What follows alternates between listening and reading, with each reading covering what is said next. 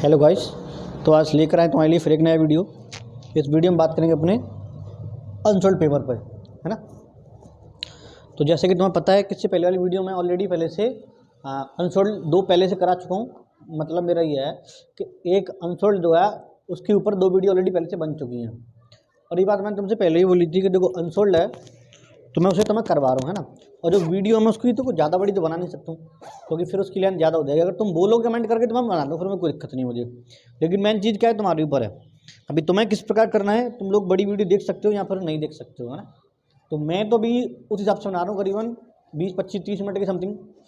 अगर तुम चाहोगे तो फिर मैं एक ही वीडियो में पूरे को सॉल्व करके तुम्हें दे दिया करूँगा, ठीक है। अगर तुम चाहोगे तो अगर कमेंट करके बोलोगे कि सर हमें एक ही वीडियो में करा दो तो मैं करा दूँगा। अच्छा एक बात हो, अब जैसे कुछ बच्चों को थोड़ी सी दिक्कत आती है कि वीडियो साफ़ नहीं दिखती है, तो वीडियो एकदम क्लियर बनती है। होता ही है कि कभी कभी नेट में प्रॉब्लम हो जाती है, तो नेट की दिक्कत से वो वीडियो जो है क्लियर नहीं हो पाती है। तो तुम क्या करोगे, इसमें जब वीडियो चल रही है, तुम लोग यूट्यूब पे देख रहे हैं इस वीडियो को, तो ऊपर ना सेटिंग का ऑप्शन आता है, एक गोल सा बना आता है, सेटिंग का ऑप्शन आता है, वहाँ क्लिक करोगे। उसके बाद जाओ क्वालिटी पे, उसके बाद हाई पे टच कर देना, तो वहाँ ये वीडियो जो एकदम क्लियर हो जाएगी तुम्हारी। तुम एकदम साफ साफ बिल्कुल साफ दिखेगा, फिर कोई दिक्कत नहीं होगी एकदम, ठीक है। और समझ में अच्छे से आएगा। वॉच तुम्हें आई रही होगी, आवाज़ में तो कोई दिक्कत होगी नहीं, वो तुम्हें साफ साफ सुनाई दे रहा होगा, है ना। और वीडियो को शेयर जरूर कर दिया करो जिससे ये और लोगों तक भी पहुँच पाए, ठीक है। वीडियो पसंद है तो लाइक कर देना और चैनल को सब्सक्राइब जरूर कर देना जिससे ये और लोगों तक भी पहुँच जाए, तो उसके लिए शेयर कर देना। लेकिन सब्सक्राइब जरूर कर देना, अगर कर दिया तो बहुत अच्छी बात है, नहीं कराए तो जरूर पहले सब्सक्राइब कर दें, ठीक है। अब चलते हैं अपने क्वेश्चन के पास। तो क्वेश्चन में क्या था, क्वेश्चन में 6वें का खा तक करा चुका था, नहीं खा नहीं कराया, का कराया था मैंने, ना। तो चलो अब इसका 6वें का खा देखते हैं। तो ये मेरे पास वही सेट है 2021 वाला है, वही है, ठीक है। पहले सेट है अभी, तो कराता हूँ। तो 6वें का खा, 6वें खा में बोल रहे अवक्रिय कोटि से क्या समझते हैं। यानी कि पहले पूछा था ना अवक्रिय कोटि क्या है, तो पहले अवक्रिय कोटि लिखनी है। अवक्रिया की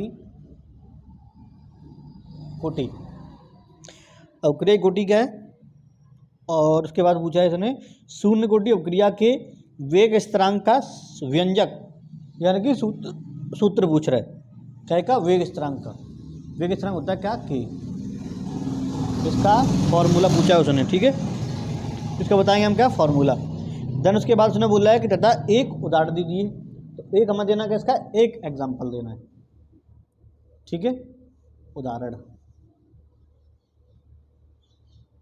ये 3 चीज़ें हैं। तो पहले ये बताता हूँ मैं तुम्हें, अब क्रिया कोटि क्या है, तो बोलेंगे वेग नियम, वेग नियम समीकरण में अभिकारकों की सांद्रता की, अभिकारकों की सांद्रता की घातों के योग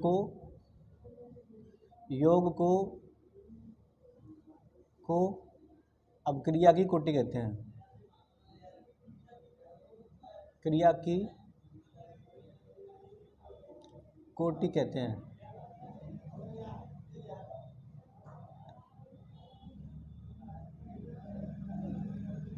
ठीक है। तो समझ में आ गया। अब जैसे मान लो कि एक समीकरण है तुम्हारे पास आर और देन के और यहाँ ए और यहाँ पे बी है, ठीक है। अब मानो कि यहाँ पे कोई नंबर तो है नहीं ए के ऊपर, जिसके ऊपर नंबर नहीं होता वहाँ हम एक मानते हैं, तो पता होगा। तो अब मानो कि यहाँ पे एक है तो यहाँ पे भी एक है, तो कोटि जो है उसे लिख देंगे कोटि, है ना। कोटि जो है तो ए की पावर 1 है और बी की पावर कितनी है, वो भी 1 है, तो टोटल मिला कितनी होगी 2। तो नहीं अवक्रिय कोटि कितनी होगी 2। अगर बात करें शून्य वाले की तो फिर शून्य वाला भी लिख सकते हैं 2। जैसे मान लो आर है देन के और ए की पावर कर दी अपने कितनी 0, तो बन गया ये प्रथम कोटि, सॉरी शून्य कोटि अवक्रिया का। अच्छा देन उसने पूछा हमसे के का मान इस बार, तो समाकलित वेग समीकरण की अगर बात करता है तो लिखेंगे यहाँ k बराबर a0 माइनस AT और डिवाइड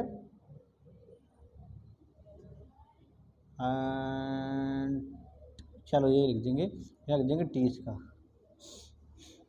ठीक है। ये शून्य कोटि अपक्रिया का हो गया। लेकिन ध्यान रहे जब समाकलित वेग समीकरण बोलेगा तो लिखना है, और यदि ऐसी नॉर्मल जो पूछ रहा है तो फिर ये लिख देंगे। तो फिर यहाँ k बराबर तुम लोग R/A0 भी कर सकते हैं ये, तो यानी कि ये R बराबर k बराबर R हो जाएगा ये। लेकिन एग्जाम में जब भी पूछे तुम ये वाला लिखोगे, तो ये वाला ज़्यादा मान्य होता है ना, क्योंकि समाकलित वेग समीकरण वाला ज़्यादा पूछते हैं। अच्छा, देन उसके बाद उदाहरण पूछ रहा है हमसे एक शून्य कोटि अपक्रिया का, तो उसके लिख देंगे हम NH3 gives us N2 + H2। ये हो गया शून्य कोटि अपक्रिया का उदाहरण। इसके बैलेंस करेंगे यहाँ तो 2 लगा देंगे इधर और 2 तो इधर हैं ही, तो ये लग गया 3 इधर, ठीक है। तो यहाँ तक छठवां क्वेश्चन, छठवें खा ये खत्म हो चुका। अब देखते हैं इसका आगे, आगे क्या बोल रहा है वो भी देख लेते हैं। आगे इसने बोला है अथवा है, मतलब खा का अथवा, ये खा का अथवा बोला इसने एक अवक्रिया ए के प्रथम कोटि तथा बी के द्वितीय कोटि की है। तो यानी कोई अवक्रिया है जो ए के रेस्पेक्ट में तो प्रथम कोटि की है और देन बी के रेस्पेक्ट में ये 2 कोटि की अवक्रिया है, ठीक है। तो उसने बोला हमसे पहले क्या निकालना, हमें अवकलन वेग समीकरण लिखिए, अवकलन वेग समीकरण।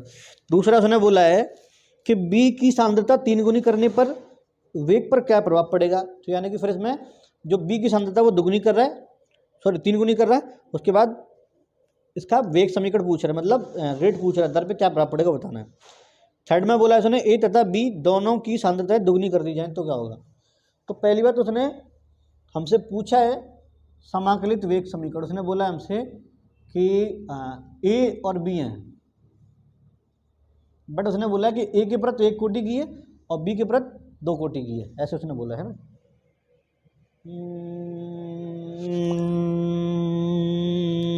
ठीक है, हाँ यही बोला उसने, ए के प्रति प्रथम कोटि और बी के प्रति द्वितीय कोटि की है।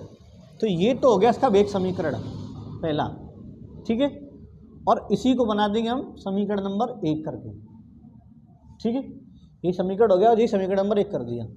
देन उसने सेकंड क्वेश्चन में क्या बोला है कि यदि हम बी की सांद्रता को 3 गुना कर दें, काय को, बी को, तो बी की जो मात्रा कितनी हो जाएगी 3 गुना।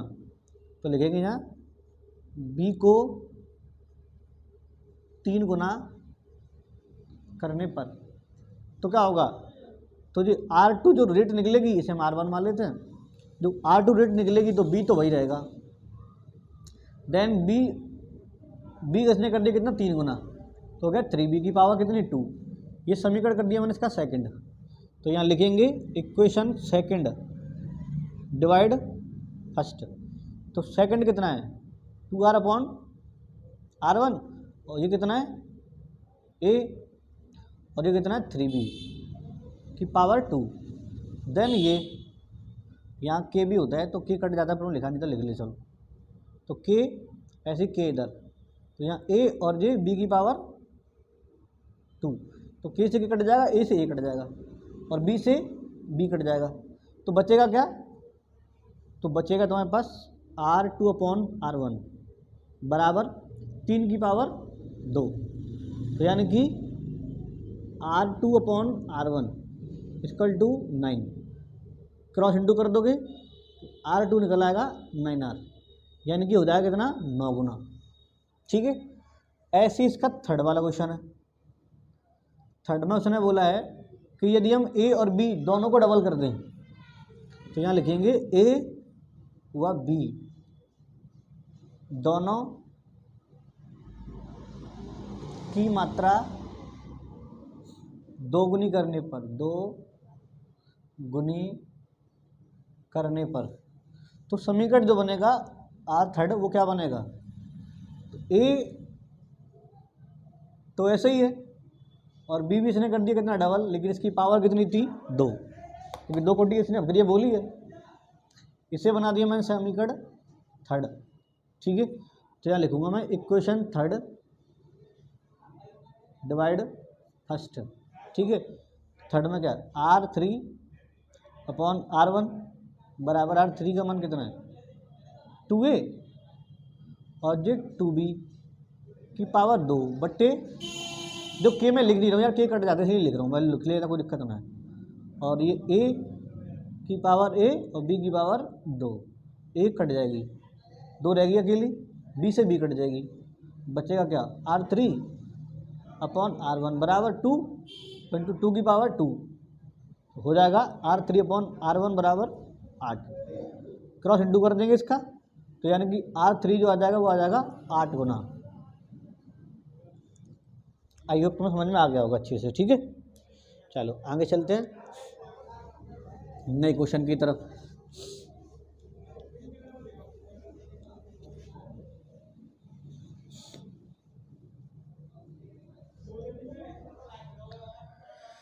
देन इसका अगला क्वेश्चन जो है 7वां। तो देखो 7वें का काम बोला है फॉस्फीन बनाने की प्रयोगशाला विधि सचित्र सहित वर्णन कीजिए। तो फॉस्फीन जो है वो था पी ब्लॉक में, और पी ब्लॉक चैप्टर तुम्हारे में से हटा दिया गया है, तो इसलिए इसे तुम्हें करने की कोई ज़रूरत है नहीं और ना मैं इसे करवा रहा हूँ। देन का अथवा का ए है ये 7 का अथवा, 7 का अथवा बोला इसने अथवा ए में निम्नलिखित के IUPAC नाम लिखिए। तो यानी कि इनके तुम्हें IUPAC नाम लिखने हैं। तो पहला जो दे रहा है वो दे रहा है K3 देन CO और NO3, हाँ NO3 का होल 6, ठीक है।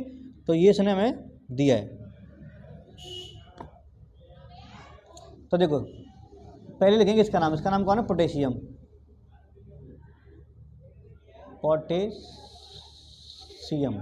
ठीक है। देन उसके बाद लिखेंगे इसके लिगेंड का नाम, और लिगेंड की संख्या लिखी जाएगी पहले। तो लिगेंड कितने 6, तो 6 के लगाएंगे हेक्स, 6 के लिखते हैं हेक्स। तो इसका नाम क्या है नाइट्रो, इसका नाम क्या है नाइट्रो, ठीक है। इसका नाम क्या है नाइट्रो, है ना NAITRO नाइट्रो। और देन उसके बाद कौन है कोबाल्ट। अब ये नेगेटिव वाली साइड में तो लगाएंगे कोबाल्टेट, कोबाल्टेट, ठीक है। ये हो गया इसका नाम। अब यहाँ लिखेंगे इसकी ऑक्सीकरण संख्या। तो ऑक्सीकरण संख्या जो आ जाएगी इसकी 3rd, वो आएगी इसकी कितनी 3rd। तो इसमें कितनी दे रहा है, इसमें 3rd दे रहा है, ठीक है। अब देखो तो तुम्हें शायद ये समझ में ना आया हो, क्योंकि ये इसके नाम के रूल होते हैं, नियम होते हैं, वो तुम्हें नियम भी पहले से याद करने होंगे तभी तुम्हें समझ में आ सकता है। लेकिन फिर भी मैं चलो तुम्हें बता रहा हूँ, जब भी इनके नाम लिखे जाएंगे तो पहले नाम लिखा जाएगा पॉजिटिव वाली साइड का। तो ये इसकी पॉजिटिव वाली साइड है, ब्रैकेट दिखेगा तुम्हें, तो ये देख लेना ब्रैकेट के इस साइड में आ रहा है कोई चीज़ तो पॉजिटिव है, और यदि ब्रैकेट की साइड में आ रहा है तो फिर ब्रैकेट वाला पॉजिटिव है। जैसे मान लो यहाँ पे कोई x आ रहा है और जो ब्रैकेट में कुछ y मतलब कुछ भी लिख रहा हो एनीथिंग, तो जो इधर आ रहा है ना ये होगा पॉजिटिव वाली साइड और ये हो गया नेगेटिव वाली साइड। बाई द वे अगर ये ब्रैकेट पहले आ रहा है और ये बाद में आ रहा है तो फिर ये पॉजिटिव है और ये नेगेटिव है, ठीक है, ऐसे है। चलो आगे देखते हैं।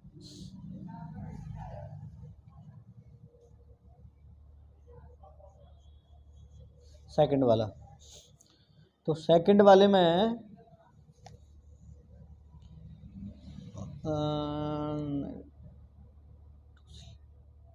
K3 FeCN का होल 5 और देन NO, ये इसका है ना, ठीक है। देखो तो वही पहले पॉजिटिव आ रहा है, बड़ा ब्रैकेट ये रहा, अब ये है, तो पहले इसका नाम लिखेंगे पोटेशियम। अब यहाँ देखते हैं इनके अल्फ़ाबेट, जब भी लिगेंड अगर एक से ज़्यादा आ जाएं तो फिर देखे जाएंगे उनके अल्फ़ाबेट।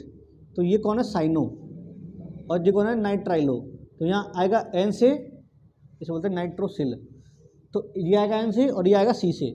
तो अंग्रेजी वर्णमाला में C पहले आता है, तो इसीलिए लिखेंगे पहले इसका नाम। तो ये कितने आ रहे हैं टोटल? 5। 5 के लिए आएगा पेंट, ठीक है। तो इसका नाम साइनो, साइनो,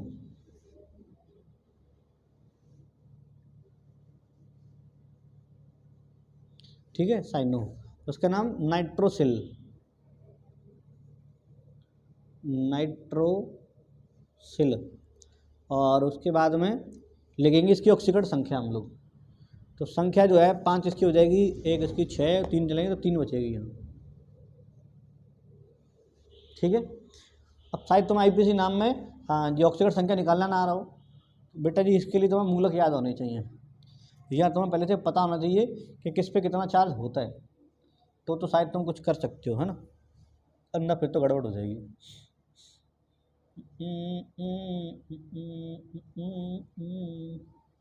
अरे यार नाम तो लिखा ही नहीं मैंने, एक मिनट, इसमें थोड़ी सी चीज़ रह गई, नाम तो लिखा ही नहीं पाया मैंने इसका। तो इसमें देखो हाँ यहाँ तक इसका नाम हो गया, बच्चा कौन? धातु। इसका नाम तो लिख नहीं पाया यार मैंने, इसका नाम कौन है? Ferret, ferret. इसकी संख्या आ जाएगी कौन? 3rd। तो एक बार तो मैं संख्या निकाल के बता दी तुम इधर, तो मैंने एफ देख ही नहीं पाया था। देखो इसकी निकालनी, उसकी मान लेंगे एक्स। तो सी एन के पास है ना एक नेगेटिव होता है, तो टोटल कितने? 5 तो हो गए, 5 नेगेटिव।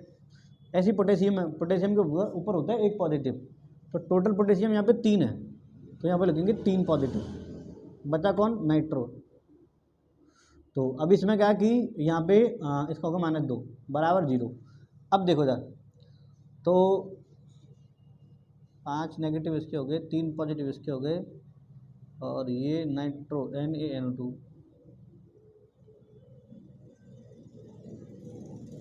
इस पे नहीं चार्ज, NO2 पे चार्ज नहीं होता है ना, तो बराबर 0 हो गया ये। अब देखो यहाँ, तो ये हाँ 5 माइनस किए प्लस के 3 है, ये चली जाएंगी तो x -2 रह जाएगी बराबर 0, जो उधर चली जाएगी तो x बराबर 2 रह जाएगी इधर। NO2 के ऊपर कोई चार्ज नहीं है, ठीक है, NO3 के ऊपर चार्ज होता है। तो हमें समझ में आ गया होगा। चलो आगे देखते हैं, और इसे मिटा देता हूँ।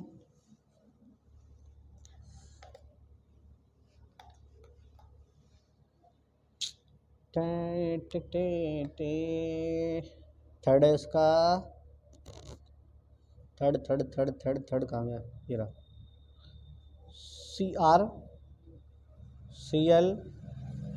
CrClH2O का होल 5, और कहाँ हो गया यार? ये रहा Cl2, ठीक है। एक मिनट रुको, देखो पहले तुम देख रहे हैं वीडियो में।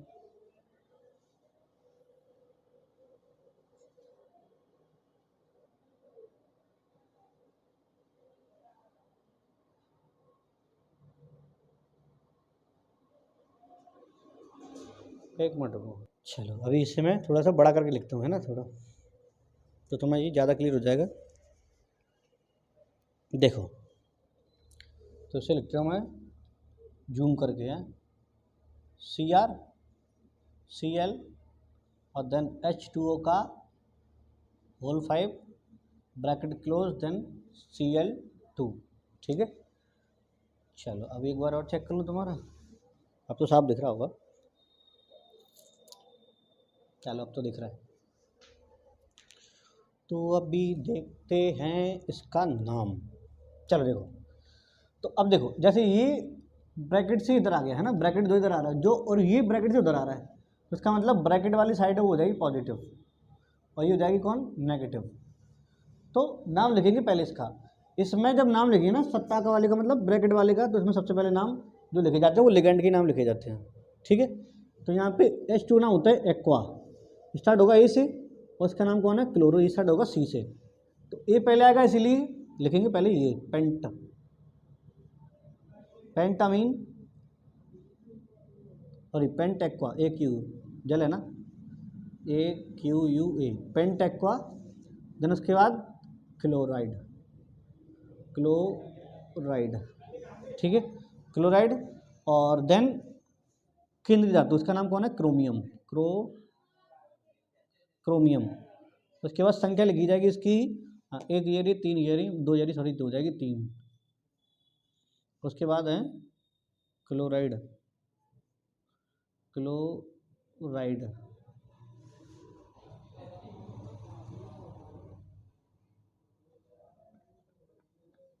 ठीक है। देन इसके बाद अगला देखते हैं।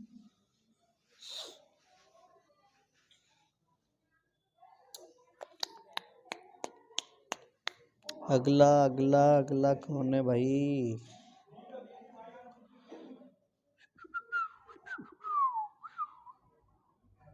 चौथे में तुम्हारा CO और then CO3 bracket close NH3 का होल 5 बड़ा ब्रैकेट क्लोज देन Cl। ठीक है, तो इसका नाम बनेगा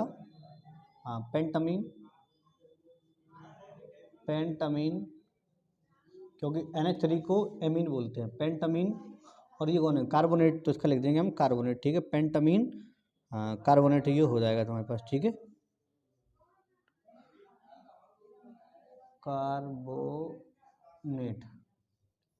कार्बोनेट और देन बचा कौन? कोबाल्ट, तो लिख देंगे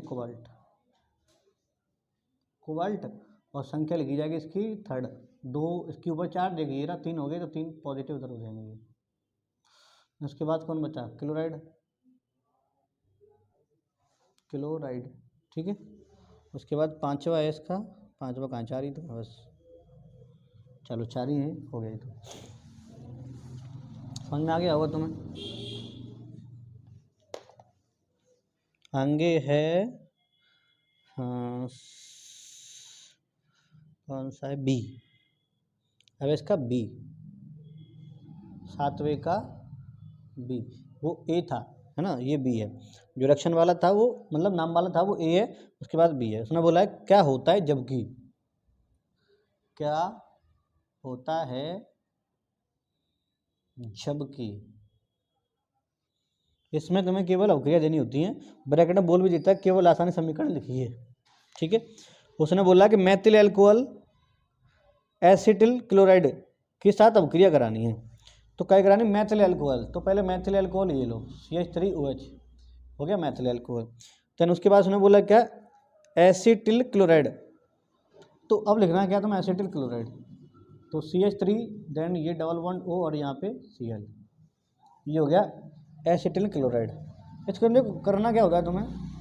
यहाँ से Cl और यहाँ से H दोनों को निकाल दो बस, केवल जो बच जाए वो जोड़ दो। तो CH3 और देन उसके बाद कौन बचेगा? यहाँ पे O। ठीक है, उसके बाद कौन है? कार्बन, ये वाला। और उसके बाद यहाँ पे डबल बॉन्ड O, उसके बाद यहाँ CH3। ये होगी तुम्हारी अवक्रिया। ठीक है, अच्छा इसमें साथ में और क्या बनता है? HCl, ये वाला Cl और ये वाला H, HCl बनेगा। इसे लिखना चाहे लिखो, तुम्हारी अपनी मर्जी है, लिखोगे तब भी कोई दिक्कत नहीं, नहीं लिखोगे तब भी कोई दिक्कत नहीं। इसका सेकंड बोला है एथिल एल्कोहल एसिट्रिक एनहाइड्राइड। तो पहले तो फॉर्मूला लिख लो एथिल एल्कोहल का C2H5OH और देन कई अवक्रिया करा रहे हैं एसिटिलीन एनहाइड्राइड। उसका फॉर्मूला मैं इससे पहले वाली अवक्रिया में बता चुका हूँ तुम्हें। तो मैंने उसमें बताया था जब 5 OH समूह की जांच की जाती तब के लिए, जो अल्कोहल होता है ना, सॉरी अल्कोहल बोल रहा हूँ मैं, जब ग्लूकोज होता है ना, तो ग्लूकोज के अंदर जो 5 OH समूह होते हैं उसकी जांच करने के लिए इसी का प्रयोग करते हैं। तो मैंने तुम्हें ये पहले ही बताया था।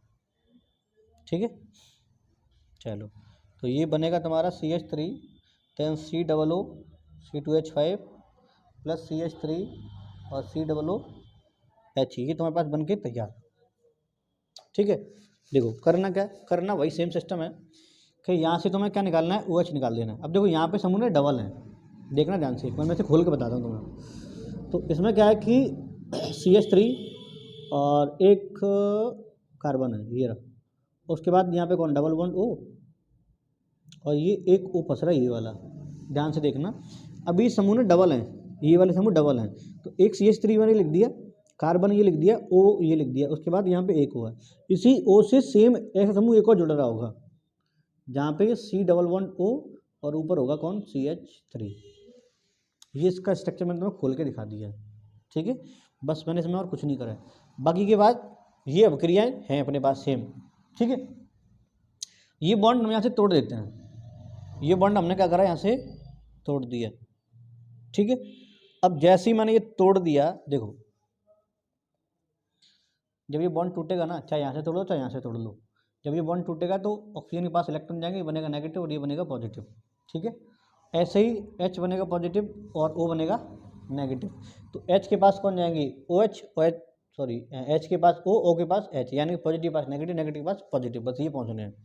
अब देखो ध्यान से, तो अब जैसे मानो मैंने ये समूह अलग कर दिए, तो यहाँ पे नेगेटिव है, नेगेटिव पास कौन जाएगा, पॉजिटिव वाला, पॉजिटिव कौन है, H। तो ये क्या बनेगा, CH3 COOH बनेगा। तो CH3 COOH बन गया।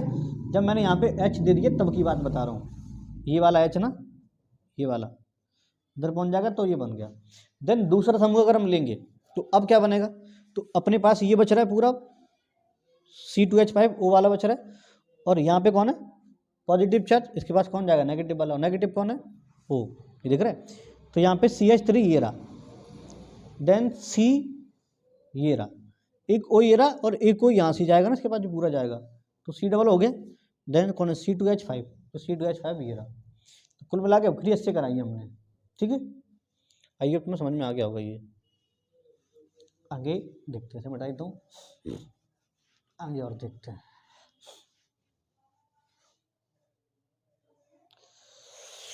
आगे और क्या है भाई, थर्ड में इसने बोला है क्षारीय KMnO4 द्वारा 1 प्रोपेनोल का अपचयन कराना है। 1 प्रोपेनोल, अब ओल आ रहा है तो इसका मतलब क्या, एल्कोहल होगा। तो इसका थर्ड है CH3 CH2 और OH। अब क्रिया करानी है क्षारीय यानी कि अल्कोहलीय या बेसिक लिख दो, चलो क्षारीय KMnO4। अब ये तुम्हें पता होना चाहिए KMnO4 जो है एक ऑक्सीकारक होता है, यानी कि ये करेगा क्या, एक ऑक्सीकरण कर देगा ये। ठीक है, ये कर देगा, ऑक्सीकरण कर देगा। अच्छा, जब ऑक्सीकरण करेगा तो जब भी ध्यान रखना कि अगर हम एल्कोहल का ऑक्सीकरण कराते हैं तो हमारे पास एल्डिहाइड या फिर कीटोन बनता है। अब O है तो यहाँ से H लेके भग जाएगा, 2 बना देगा इसका H2, तो चाहो तो इसमें तो -H2 लिख लेना। तो ये क्या बनेगा इसका CH3, देन CH2 और बचेगा CHO। ठीक है, अगर तुमने इसके उपक्रिया द्वारा करा दी O के साथ में, तो फिर ये बना देगा क्या, CH3 CH2 और देन COOH बना देगा कार्बोक्सिलिक अम्ल। यानी कि जब एल्कोहल का तुम ऑक्सीकरण कराओगे एक बार तो बनेगा एल्डिहाइड, और जैसे ही एल्डिहाइड का ऑक्सीकरण करा दिया तुमने, ऑक्सीकरण करा दिया तो बनेगा क्या, कार्बोक्सिलिक अम्ल बनेगा। ठीक है, देन आगे है प्रोटीन क्या है, इनको कैसे वर्गीकृत कर सकते हैं। तो यानी पहली बात पूछ रहे प्रोटीन की परिभाषा, प्रोटीन क्या है, प्रोटीन क्या है। देखो अभी वीडियो तुम्हारी हो चुकी, अब इससे आगे मैं तुम्हें कल बताऊंगा इसमें। ठीक है, इसमें 2 एक क्वेश्चन रह गए तो मैं तुम्हें कल बता दूँगा, क्योंकि वीडियो तुम्हारी आधे घंटे समथिंग हो चुकी है। चलो फिर मिलता हूँ नई वीडियो साथ में। वीडियो पसंद है लाइक करो, चैनल को सब्सक्राइब कर देना, वीडियो को शेयर जरूर करें, इससे और लोगों तक भी पहुँच पाए। ठीक है, चलो फिर मिलता हूँ नई वीडियो साथ में, फिलहाल के लिए बाय बाय।